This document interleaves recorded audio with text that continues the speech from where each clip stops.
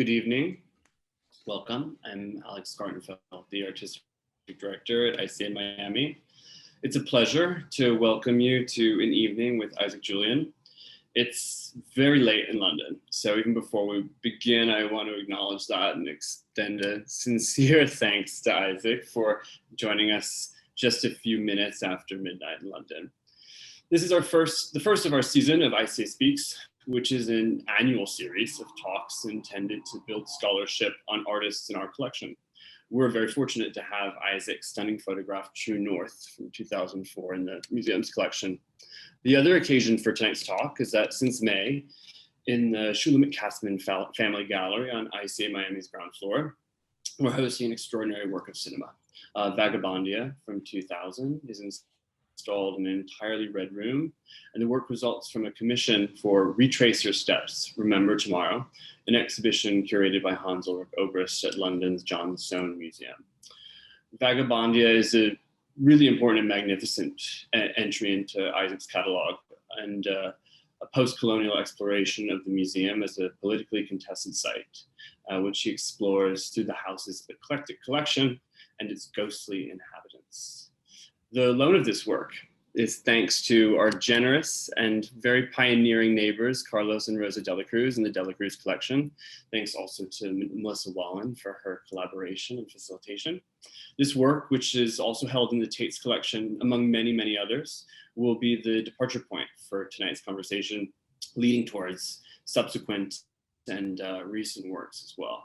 I must confess that, given the developments in the pandemic, we're moving slowly, but very hopeful to be meeting in person sometime soon. In the meantime, the drive toward innovation and all of our digital initiatives are thanks to the robust support of the Knight Foundation. At ICA Miami, we strive to explore challenging critical work on a weekly, if not a daily basis. Future talks this fall will feature ICA Miami collection artists Louis Fertino, Stephanie Heinze, Ellen Lesperance, and Lyle Ashton Harris. Now, our featured speaker tonight is one of today's most prominent and influential figures in media, art, and film. Isaac Julien creates audiovisual installations, documentaries, and photographs that explore Black and queer histories and identities. He first came to an international acclaim for his iconic 1989 film, Looking for Langston, a reimagination of the life of the poet, novelist, and playwright Langston Hughes. Julien's work emerges from rigorous research, which will be one of the topics of our conversation today, and critical examinations of history and of the museums that institutionalize those histories. The stunning results move fluidly between film, dance, photography, music, theater, painting, and sculpture. Isaac has been honored with many, many solo shows at the New Burger in 2021, LACMA in 2019, MoMA 2013, and the Art Institute Chicago 2013, as well as the MCA Chicago in 2000, among many others. His work is represented in collections including MoMA's, Tate Modern, the Pompidou, the Guggenheim, the Hirshhorn, ICA Miami, and of course the Dela Cruz collection in Miami. We're going to have a conversation tonight between myself and Isaac, and we're going to leave a few questions, although bearing in mind that it's quite late in London, in the chat. Please join me first in welcoming Isaac Julien. Thank you. And we're going to watch a few minutes of Vagabondia before beginning that chat. So officially, welcome to Miami, Isaac. I'm sorry that you're not here in person. And thank you. Let's begin Vagabondia.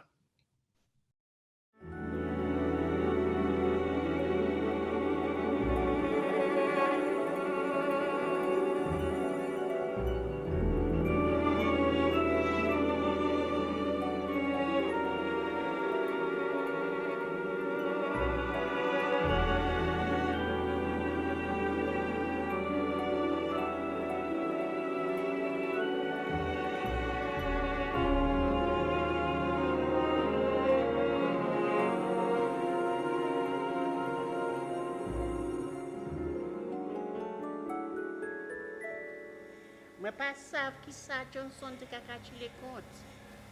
Ou fe l'ide te kontan.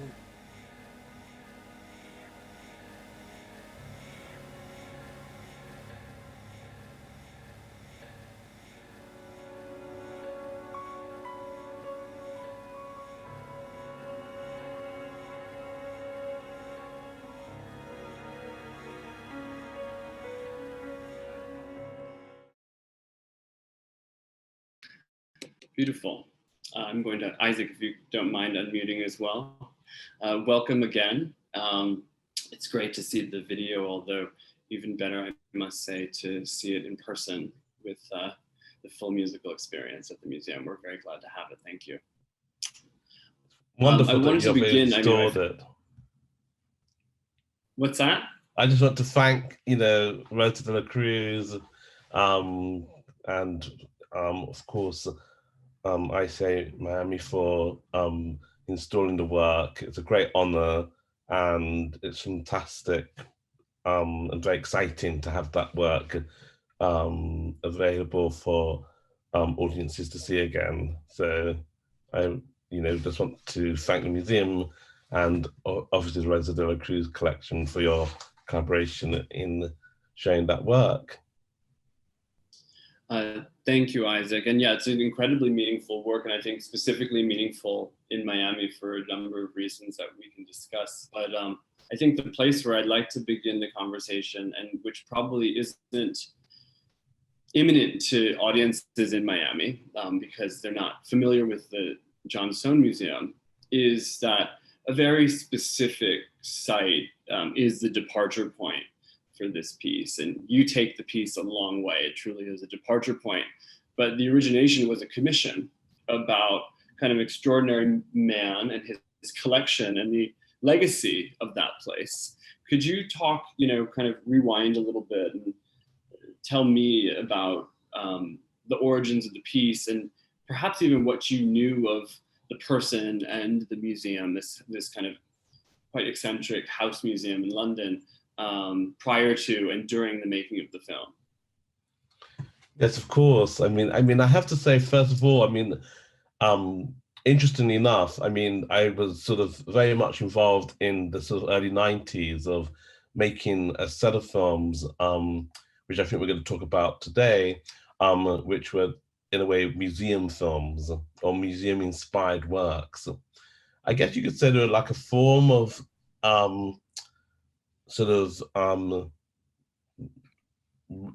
well, I guess now somebody would say it's called decolonializing the museum. I didn't quite see it that way when I embarked on the projects, but I was fascinated by the Sir John Soane Museum.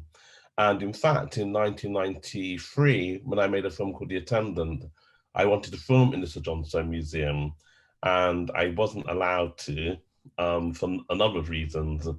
But in 1999, I was approached by Hans-Ulrich Obrist to actually make a work which began as a performance work with an actor called Cleo Sylvester.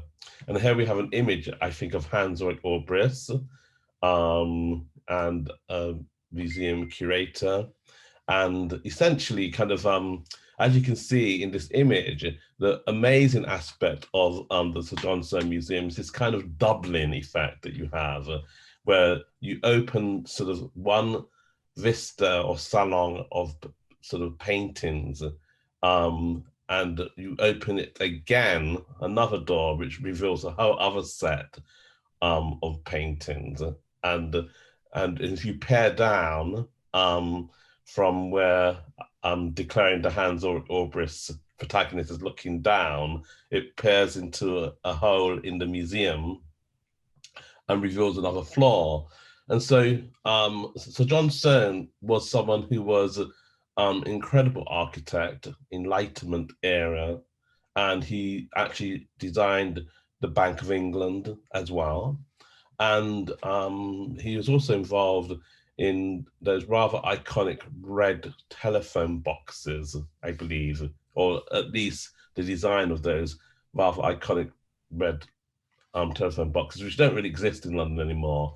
They all begin with Sir John Soane.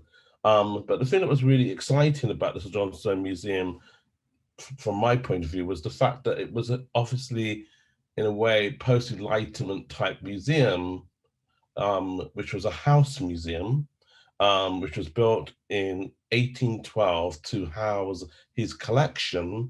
And in a sense, he was also a collector who had amassed this amazing collection from the Grand Tour.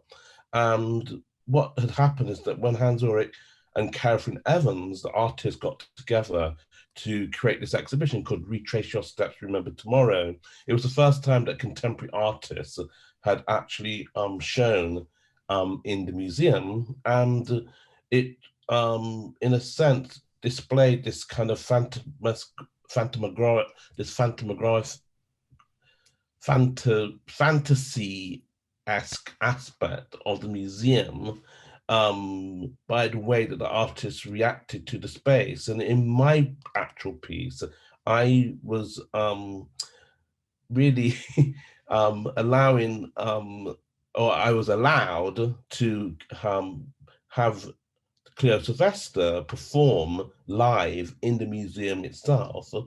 And during the museum exhibition, I was able to film. And then that's where I actually met Rosa de la Cruz, because Hans Ulrich introduced me to Rosa.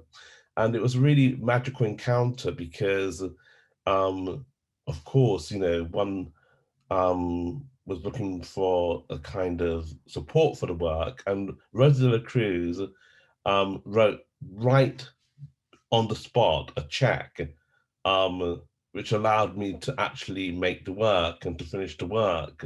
So it was incredibly exhilarating meeting, an unbelievable meeting, and incredibly pertinent, because of course that work ended up being in the Tate collection, amongst many other collections, and was shown in one of those very early Miami Basel excursions or exhibitions, and installed in actually Rosa's house, which was incredible installation.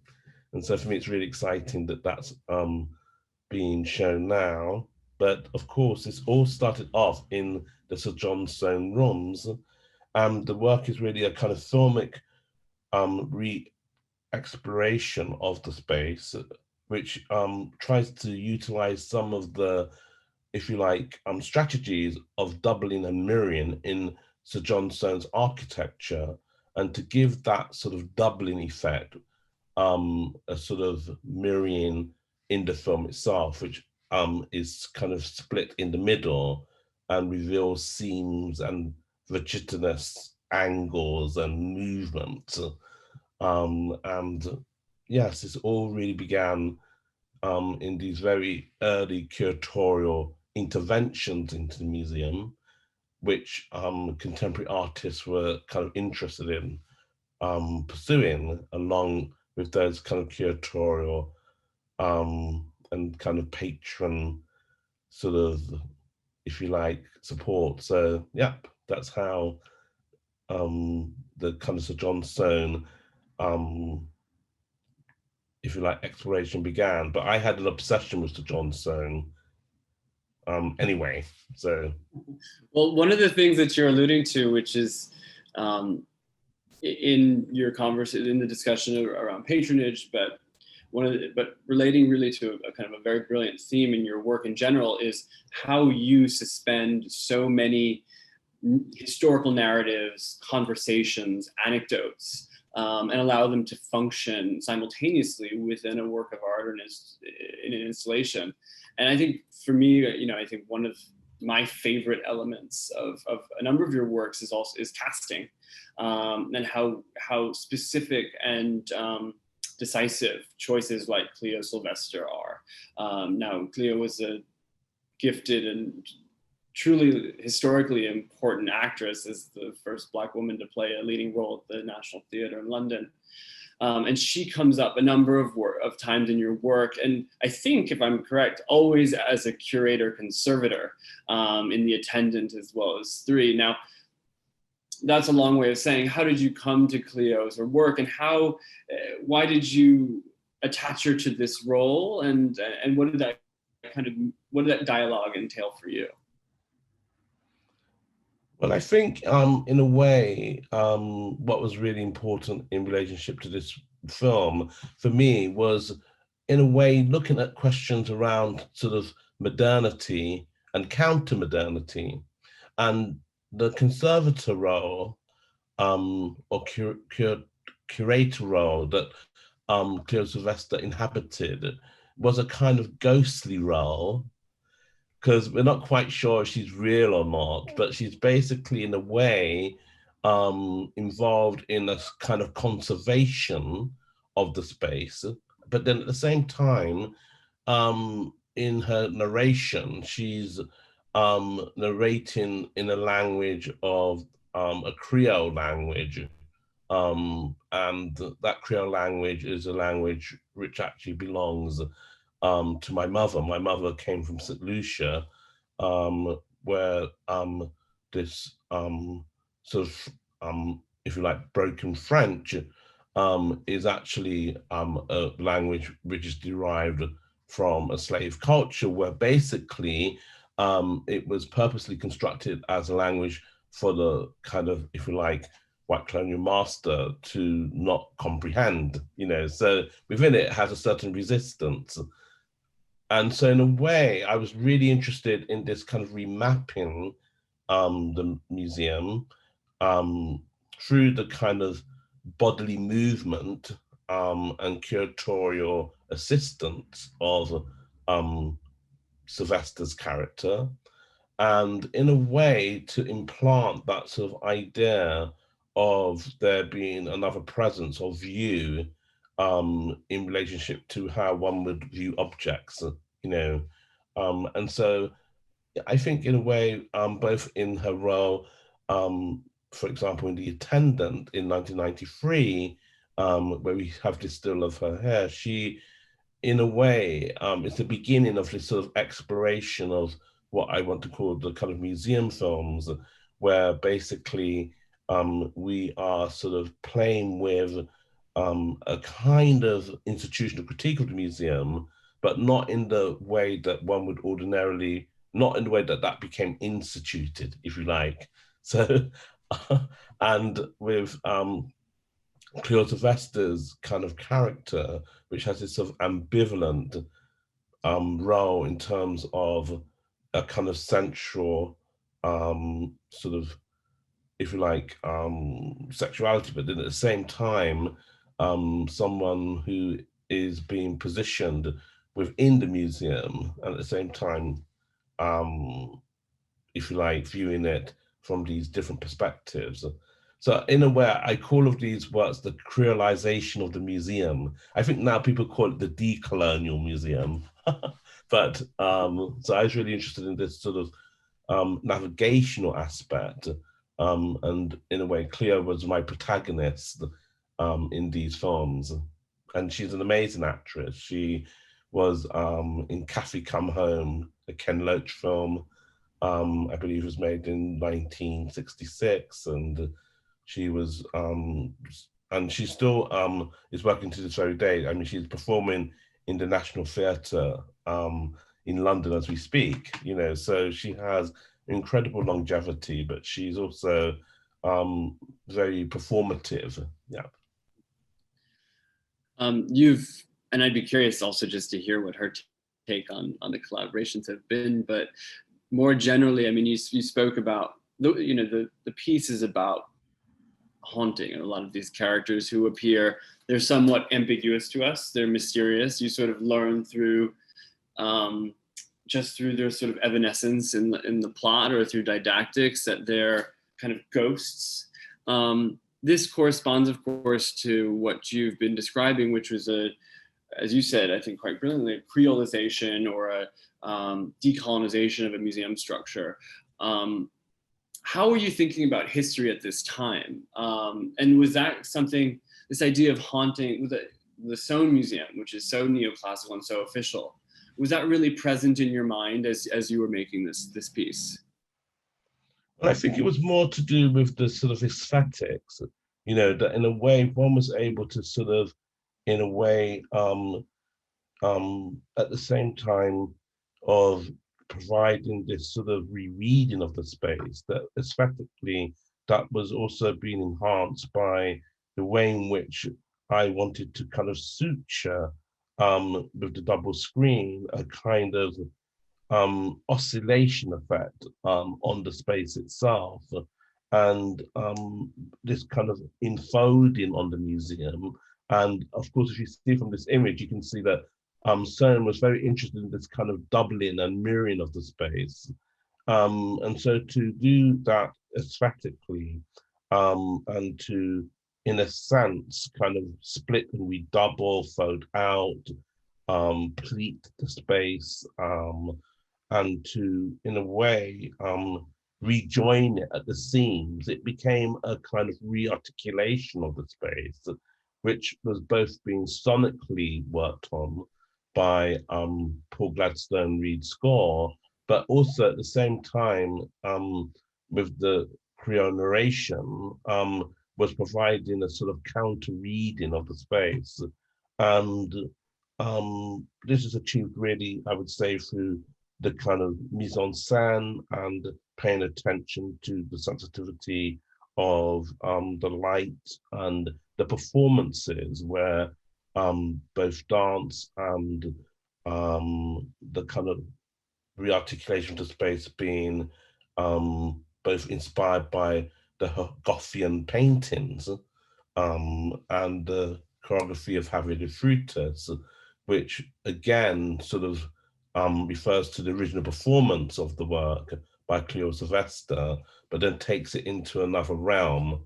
And so all of the things that inspire the space are connected to the kind of historical images in the actual space itself, and to use performance as a vehicle to create that sort of commentary on it. So, and then in a sense, using the space to reread itself was one of the strategies. So it was a kind of, you know, oblique, if you like, way to kind of look at this space and make it become resonant in a kind of way that perhaps it wasn't originally meant to be read.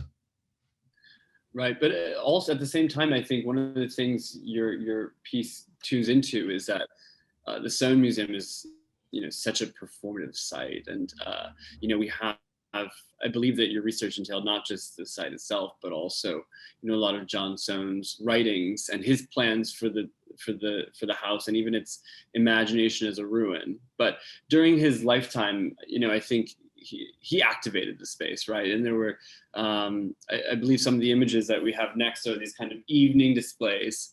They're quite kind of seductive and curious images, and I wanted to know a little bit about how you worked these into the inspiration for your piece. Well, I think in a way you could say the kind of sensuous aspect of the space, and the way in which you have this sort of eclectic, almost postmodern sort of associative sort of, if you like, building upon bricolage approach to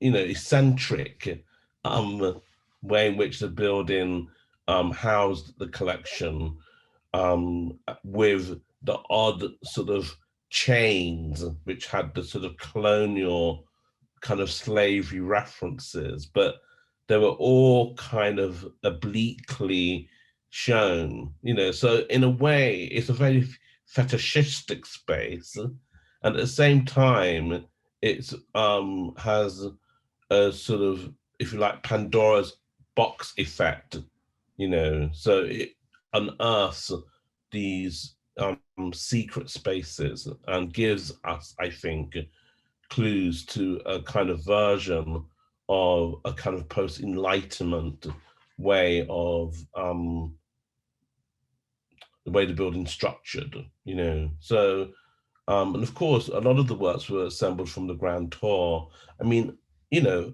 Sir John Sohn designed the Bank of England. And so, of course, I mean, the relationship between slavery and capital, and how, you know, the fact that someone like Sir John Sohn, who came from quite humble beginnings, actually was able to get by law decree his building to become a house museum, by the Houses of Parliament. I mean, it's pretty incredible, actually.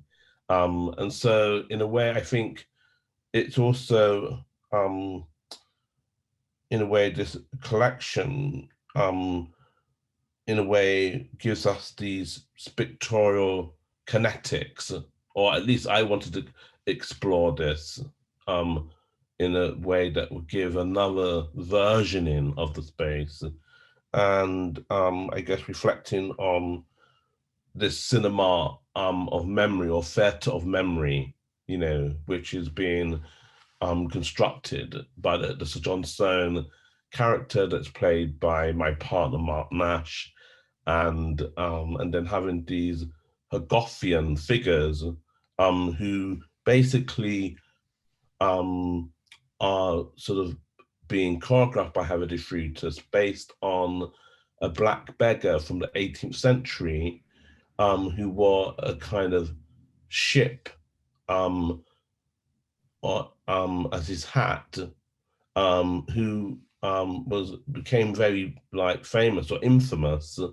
And I wanted to translate that nautical metaphor of the ship that this black 18th century beggar had into a choreographic sort of movement, and this ambulatory movement that Cleopatra witnesses in the house, you know, we know is relates to a kind of ghosting and a re-archiving of the space visually.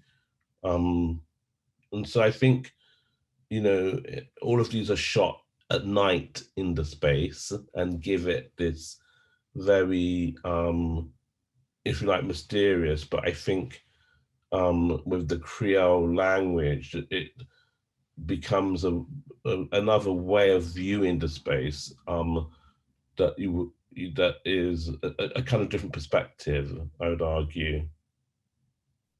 Well, reading against the modernity of that space.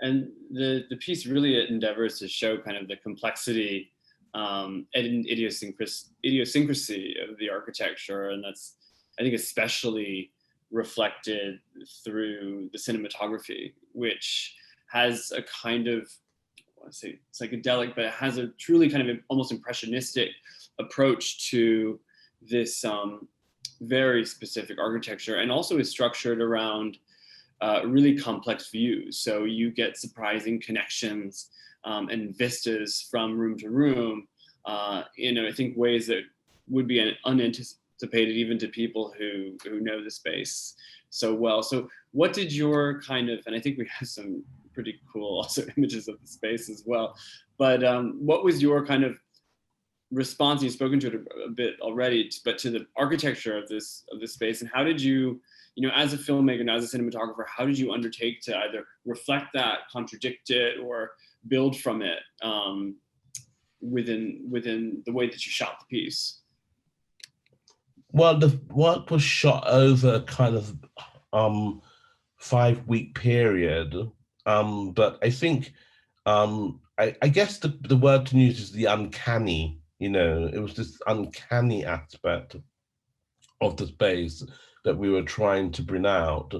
But I think in a way, there's also this haptic cinematic relationship that we want to bring out into the space, and the various transitions that you get when you move in the space, which produces a certain materiality, you know. So I think there's a way in which this movement and the projection of memory through the Cleopatra protagonist enables you to remember things through her eyes, and of course in the Creole language, which is never actually translated, purposely non-translated, because at this point in time there's a lot of debate around the question of difference, and later on there would be a whole interest in questions of creality,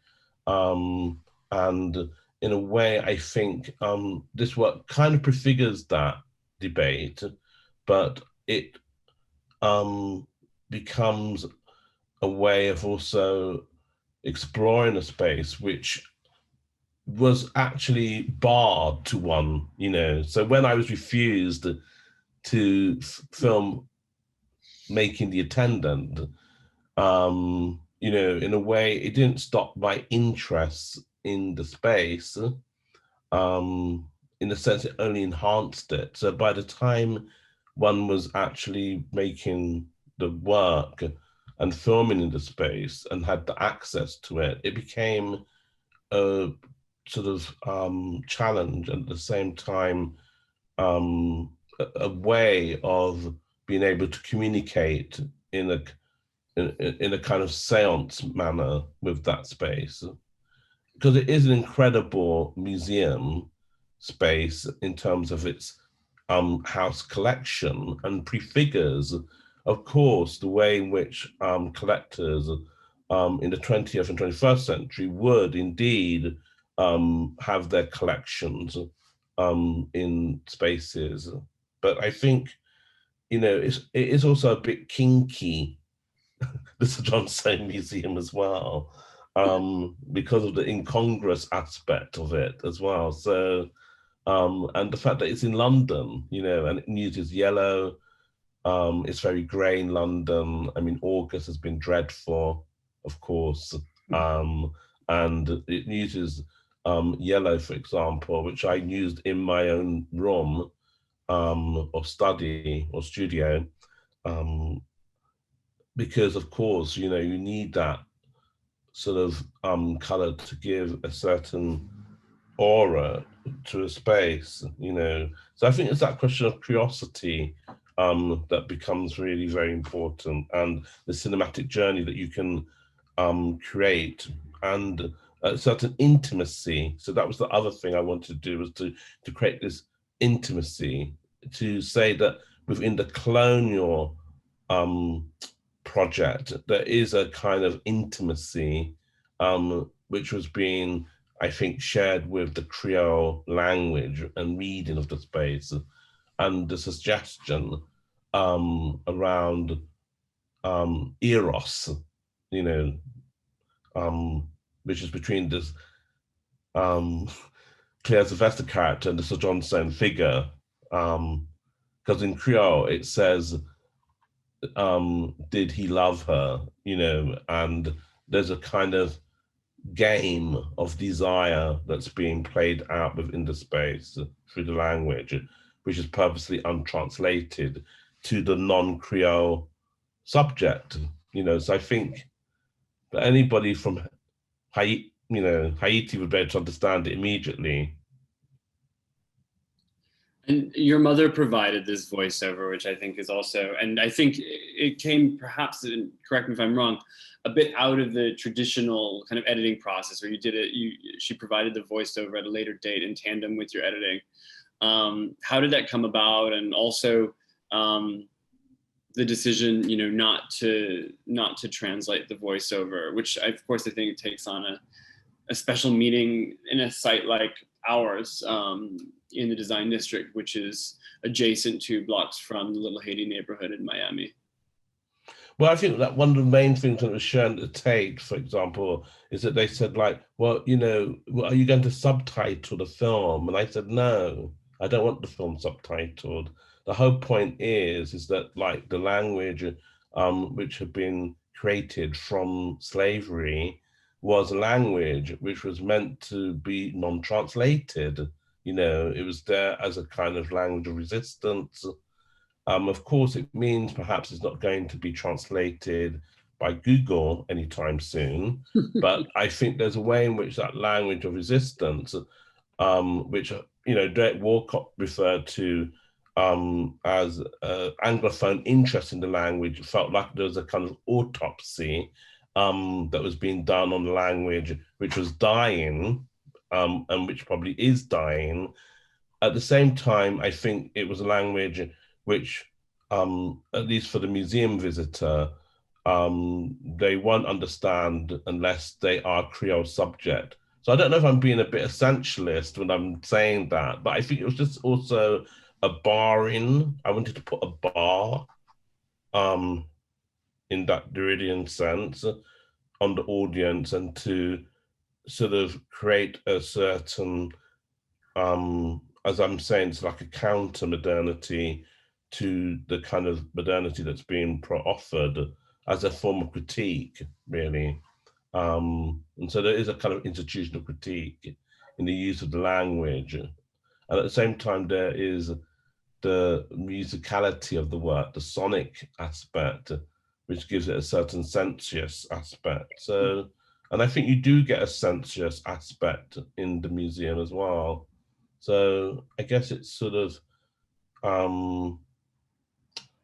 you know, the forbidden language, if you like, because the language of Creole was a language which you was punished for if you spoke in an institutional setting like a school, for my mother, and a language that I wasn't taught to speak, but I could translate it to you if it's spoken to me into English. So I think all of that gives a sort of idea in relationship to thinking about the archive and a way of filming, and the idea of projection. Yeah, so all of these things fed into the making of the work. Well, it's a fascinating corrective history, as one of our viewers has highlighted your use of the word language of resistance. But you know, history and also eras, which you mentioned, have been, you know, long, decades-long subjects of investigation of your work. Looking for Langston is a great kind of cornerstone example of that. Vagabondia follows up on a number of installations that are specifically, you know, looking at the museum and its relationship to a number of themes, history and eras included. I was hoping we could talk a little bit about those films, which not necessarily directly preceded, but kind of conceptually preceded. The Attendant is one, for instance, and also includes, you know, some, actually here we have an image of Stuart Hall. But perhaps you could tell us what your thinking was kind of leading up to Vagabondia and the way that it expressed itself through these films. Well, the first film, The Attendant, made in 1993, was about a museum attendant. And I always saw museum attendants as being, if you like, the unspoken object of many museum installations. And of course, at that time, you have a number of artists who are making works about these themes. So I guess Fred Wilson's Minding the Museum comes to mind.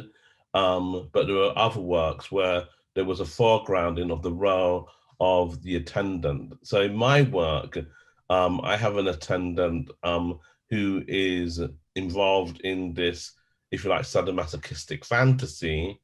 And Thomas Baptiste, who plays this role, the late Thomas Baptiste, enjoyed playing this rather transgressive role. If we go to the next slide, we can see that he is in his uniform and in a way kind of the kind of work called Scene on the Coast of Africa got translated from an abolitionist pathos into this SM type iconography of the Tom of Finland in these sort of like 19th century frames. If you go to the next slide, please, you'll see that this sort of abolitionist pathos, where I've constructed this kind of tableau vivant from this painting, which is a painting which is really trying to describe the sort of primal scene of slavery. And this work in 1993 was really re-articulating that into the kind of fetishistic codes then of a gay subcultural context, but trying to reinscribe the kind of ambiguous coloniality, you could say, to it as well. And so if we go to the next slide, but of course there were other films where Cleo Sylvester appeared in the work, such as, if we go to the next slide, Free. She plays this sort of femme fatale type figure in this work. And Free was projected 16mm film.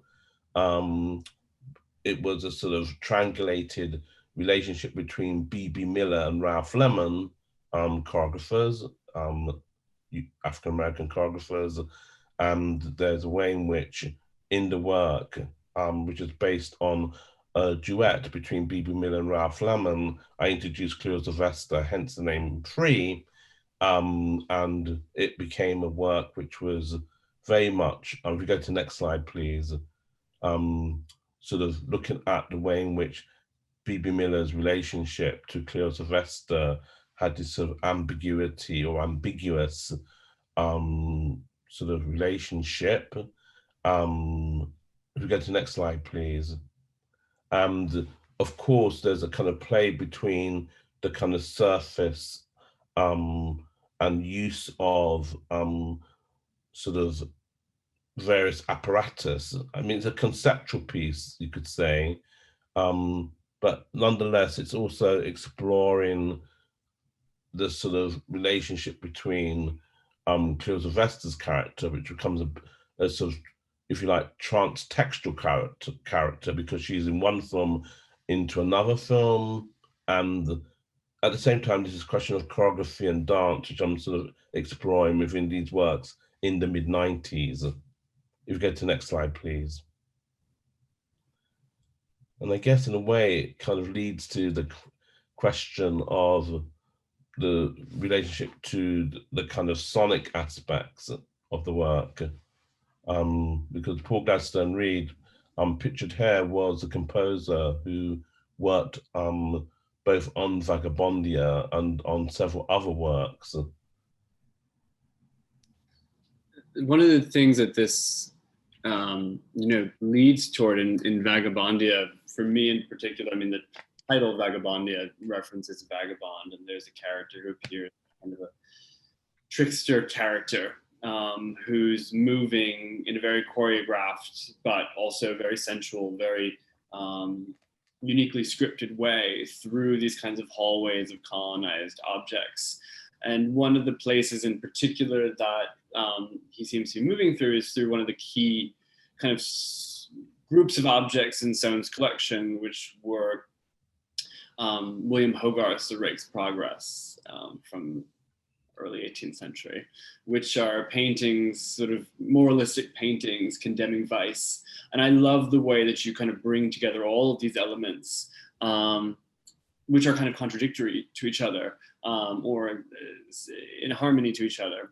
My point in saying all this is to bring up the specific role kind of these paintings, or how they inspired some of the choreography that you were creating within the video. Yes, I mean, I think, for example, when Javier de Freitas was choreographing Ben Ash, that performed this ambulatory kind of movement in the piece, which mirrors the sort of, if you like, way in which Cleo Sylvester is navigating the space curatorially. In this scene, she sort of, opens this sort of double kind of door panel, and slides behind the mirror, and in a way falls into another space. And similarly, with the choreography of Javier de Freitas with Ben Ash, he basically takes on the kind of spirit of the black beggar, of the Hogarth figure in Rake's Progress, and in a way kind of occupies the space. So in a way, it's bringing this kind of haunted aspect to the space, and at the same time, trying to, I think, resituate the space of the collection by reanimating the collection. And so I think, in a way, it begins that kind of curatorial exploration of how performance can both rearticulate collections and at the same time give a kind of commentary to them, So I think, it was an interstitial space that I was trying to explore in Vagabondia, and to, in a way, reflect on this kind of microhistory, which is bound together with the origin of collecting and, if you like, the sort of ambiguous position that it gave rise to in this context, which I think, has this very interesting sort of parallel, obviously, with empire and, contemporary debates that we have today about the museum, which sometimes are quite didactic, I think, but, perhaps in some instances they need to be. But I think in a way, in this particular moment, it's very much about trying to explore those things which give rise to the uncanny aspect in those spaces as well. You mentioned a key collaborator of yours in Javier de Frutos, who was the choreographer for Vagabondia.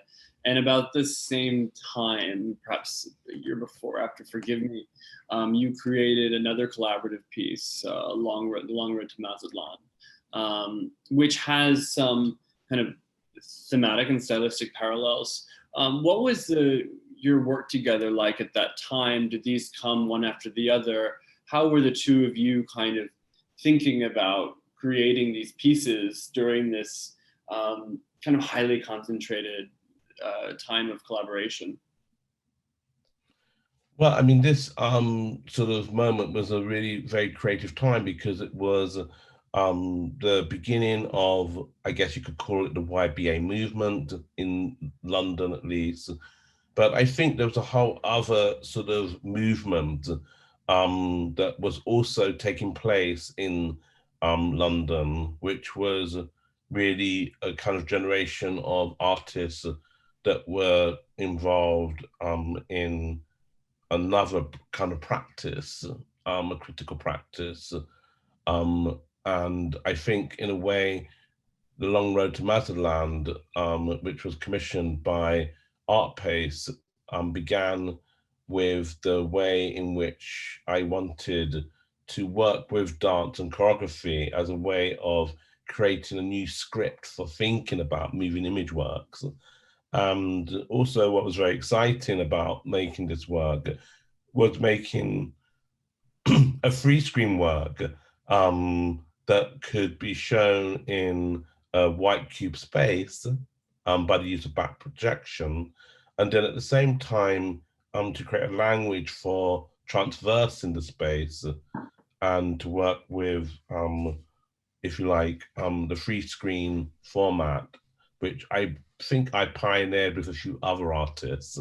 Of course, now it's a kind of genre, and many artists make free screen works. But I think in that particular time, when both these works were shown for the Turner Prize, it became a flashpoint, I think, for thinking about the way in which moving image became a kind of language of contemporaneity in the contemporary art setting. And Javier de Frutos' choreography and the collaboration that we had in making the work would begin a way of thinking about trying to create and suture different spaces together through a narration with the body and performance as a way of linking geography, sort of sexuality, and location, and the question of the South as a way of thinking about what was novel or new in the contemporary art sort of practice. So for me, it was a whole experimental approach, really. And I wanted to get away from making films which were scripted. And I think we're involved in trying to, if you like, sort of utilize the moving image as a sort of new language, really. So I think it was really very exciting, and I think the kinetic aspect is still there in relationship to moving image works, which began in this sort of exploration. I mean, a work like, of course, Long Road to Masterland was also important because I wanted to get away from the eye of indexical questions, you know, that I always have to have protagonists who are kind of, if you like, the other.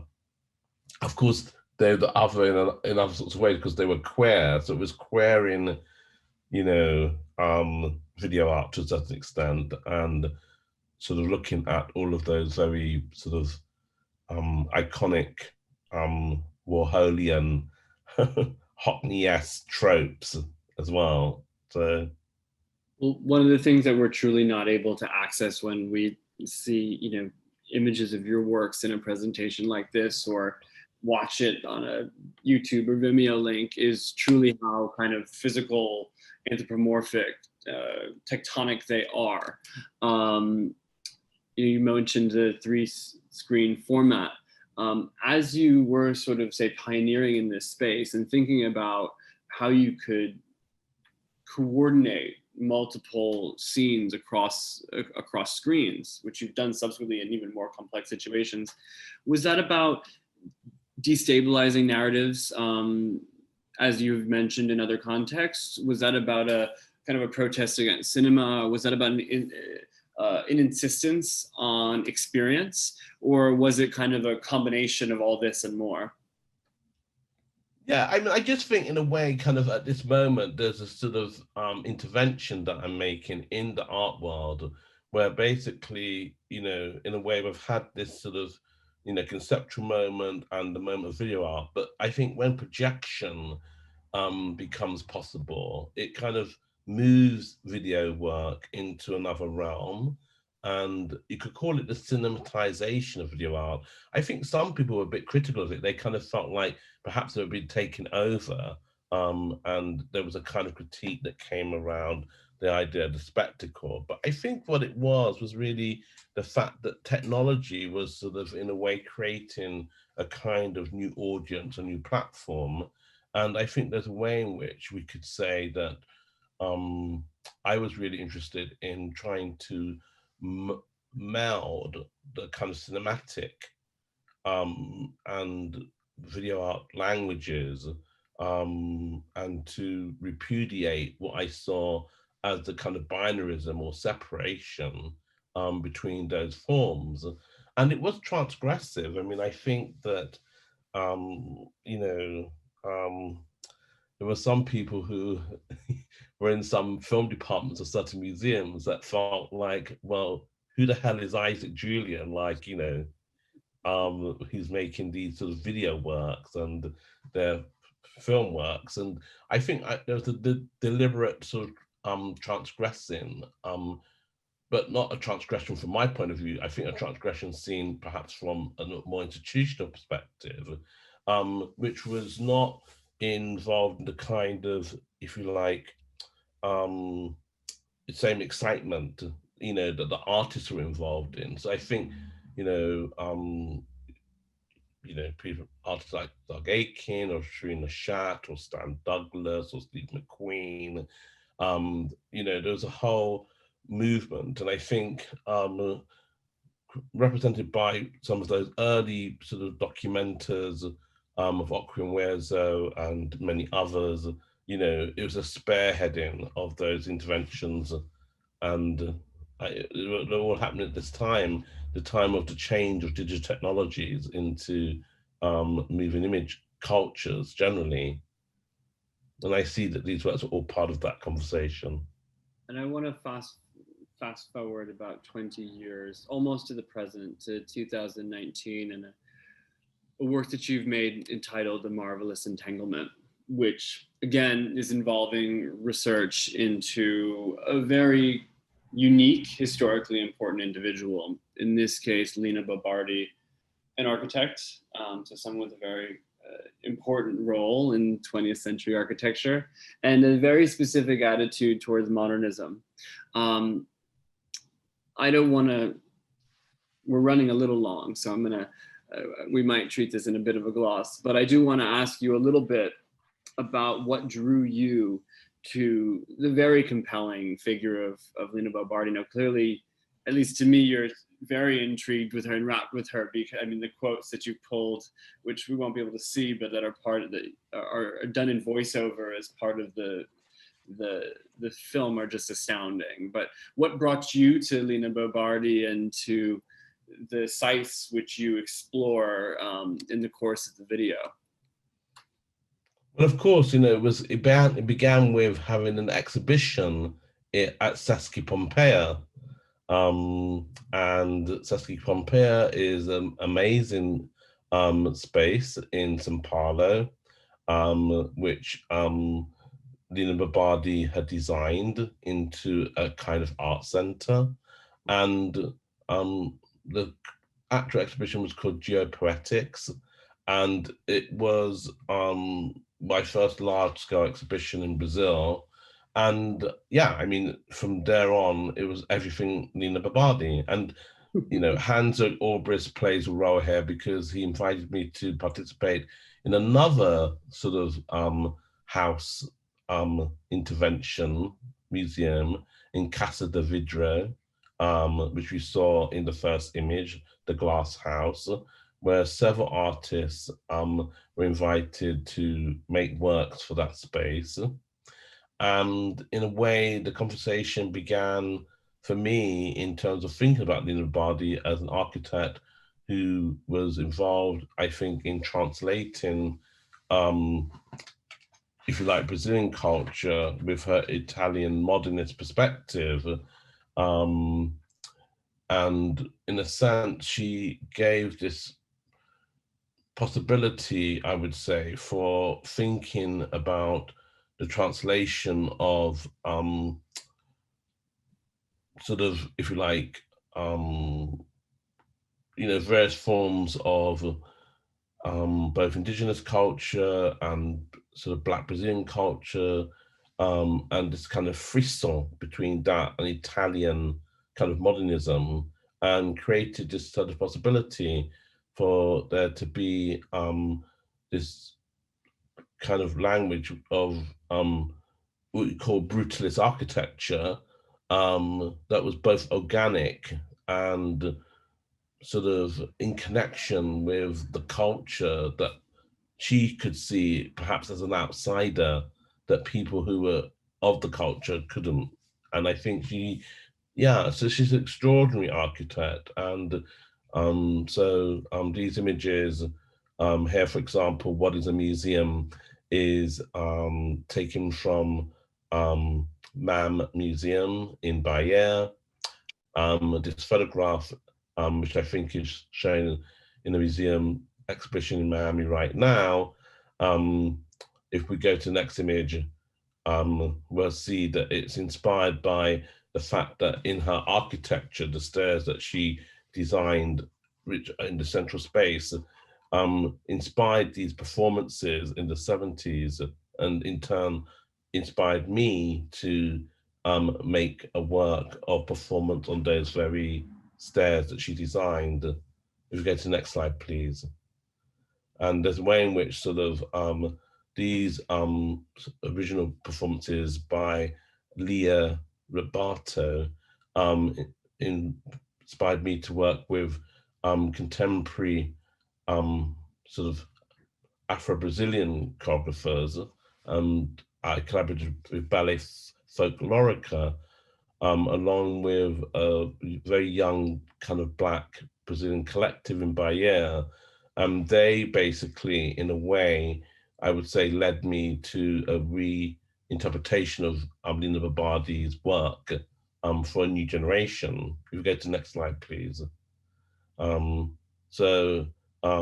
This is from her Saskia Pompeia, where she's designed everything, you know, these amazing chairs where people are able to sort of utilize the kind of art space in a kind of more everyday fashion. People just go there to read. All different types of people sort of congregate in this incredible space. We go to the next slide, please. And there's a way in which then I would say that her masterpiece at Masby is really one of the kind of centrally inspiring ways of exhibiting works and paintings. And this way of detaching pictures from the wall in the space and adapting them on these crystal glass easels and concrete plinths, I think are particularly adventurous and avant-garde even now. If you go to the next slide, please. So I was able to collaborate with Fernanda Montenegro and Fernanda Torres, her daughter, to play sort of mature Lina Bobardi and younger Lina Bobardi, who are probably the most famous actors in Brazil. So honored to work with them. And in their sort of performances, you really get to this idea about time, you know, where Bobardi is questioning time. Linear time is a Western invention. Time is not linear. It's a marvelous entanglement where at any moment points can be chosen and solutions invented without beginning or end. And so if you take that sort of title, and if I apply it to even earlier works like Vagabondia, where I'm really trying to transgress time, there's a way, I think, in A Marvelous Entanglement, I'm able to adapt Lina Bobardi's philosophy into my own work. If we go to the next slide, and then make this sort of bricolage collage work, which is a kind of choreography of a kind of biopic of a certain kind of Lina Bobardi. If we go to the next slide. But I mean, it all begins really in her writing and the context, the kind of political context that she found herself in Brazil. I wanted to ask, and perhaps it's a kind of a good way to almost conclude, but Lina Bobardi is such a radical figure, you know, in the mid 1970s, when she was past middle age, she became involved, for instance, with radical theater productions, as well as other kind of experimental social projects. How did you, and the film itself has really kind of wonderful quotes in it again about technocracy and how we should resist it, as well as it captures kind of the relationship between Salvador de Bahia as a kind of Afro-Caribbean site and the kind of hegemonic space of Sao Paulo. All of this is kind of in that work. What was it, or all those things that really kind of drew you to Lina Bobardi as a figure, one whose kind of life you would meditate on in this work? Well, I think in a way, it's the way in which Bobardi, in a way, I think, who deservedly now has won the Golden Lion at Venice at this year's architectural Venice Biennale. In a way, she is the kind of voice, I would say, of thinking about space and architecture in a radical sense that gives a certain relationship to the kind of body, you know. I mean, some architectures, you know, design things around space, you know, if you like, and it's more a spectating aspect. But I think Lina Bobardi is about the utilization, the utilitarian aspect of the space. And I think she also taught and she also wrote. So I think all of those things have been very important in her work. And she worked at a time also in a Brazilian culture where it became very difficult, you know, and it was during the kind of fascist period where she, you know, had to kind of leave Salvador go to Bahia, where she met a lot of the sort of protagonists that she would sort of collaborate with, and sort of filmmakers and photographers. And I think that's moment, is also there in Brazil today. So I think there's a way in which, that Babadi becomes a very important sort of person for thinking about relationship between architecture, the social, and the museum itself, because I would say that Babadi was also involved in a kind of decolonializing the museum, but in a way which perhaps is not from the inside, so to speak. She's a truly incredible figure, and it's wonderful the way in which you've kind of built this discourse around her, and especially interpreted her through these kind of truly legendary actresses. The movement between spaces is also, I encourage all of those who unfortunately haven't or yet to see the piece to do so. Look up the synopses, which there's a few on Vimeo. I want to acknowledge the fact that it is 1:10 a.m. in London, which would be well past my bedtime. So I doubly, triply appreciate, Isaac, your thought, care, generosity in joining our presumably Eastern Standard Time, but potentially anywhere audience. Thank you, Isaac. Deeply appreciate you sharing your work and your vision with us. Thank you. I think because it is still 1:10, I think that we've had a few questions in the chat. I'm going to reduce it to one, which I think is kind of beautifully written and openly written to bring the work to the present. Vagabondia, of course, was made now a number of decades ago. The question that we have from the audience is what questions do you hope the work brings up today? So I suppose, in the way of wrapping things up, how do you see, with some space between you and the work, how has the work changed, or what feels kind of especially profound to you, especially in today's dynamic context in which we're thinking so critically about museums and, of course, their relationship to colonial histories? Well, I think, in a way, I guess you could say there's been a necessary conversation, which has been an ongoing conversation, which I think artists have been at the forefront of when they've been involved in, if you like, curatorial dialogues through the work that they make. And I guess I would just say that I think it would be also good to also hang on to the kind of nuances of those interventions. But I think, that there's been a calling of trying to reprogram the museum for some time, which perhaps is not always in the most obvious way. But I think in a work like Vagabondia, it kind of just poses the kind of presence that's always been there in the museum, but in a way under theorized and under represented. The Sir John Soane Museum is a fascinating museum, but you can't separate its modernity from that of the way in which its modernity was being created at the same time that other things were being produced.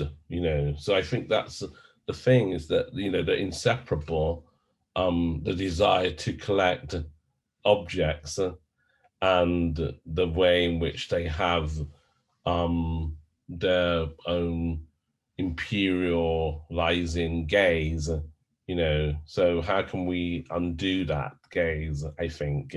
And I think that's where the whole undoing the kind of archive impulse came from in making a work like Vagabondia, which I think people are really engaged in right now, but perhaps in, you know, more didactic manners, you know. So,